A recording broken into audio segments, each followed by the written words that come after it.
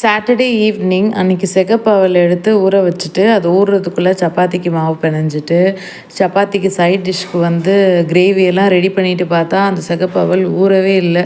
அதுக்கப்புறம் மறுபடியும் சுடு தண்ணி வச்சு அதை நல்லா வேக வச்சக்கப்புறம் பால் எல்லாம் போட்டு கொதிக்க வச்சுட்டு பார்த்தா தான் அது நல்லா வெந்திருந்தது.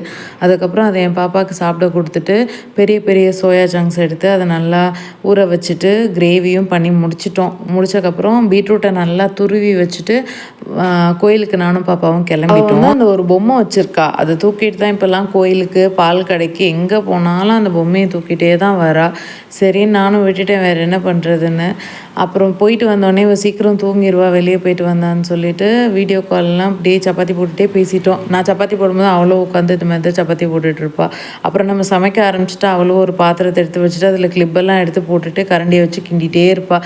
கிண்டி முடித்தோடனே நமக்கு ஒரு பிளேட்டில் அந்த கிளிப்பெல்லாம் எடுத்து வச்சுட்டு நம்மளுக்கும் அதை சாப்பிட கொடுப்பா. அப்புறம் பாப்பாவுக்கு பீட்ரூட் சப்பாத்தி, எங்களுக்கு நார்மல் சப்பாத்தி, ஒரு ஹாஃப் பாயில் எல்லாம் பண்ணி சாப்பிட்டு முடிச்சா.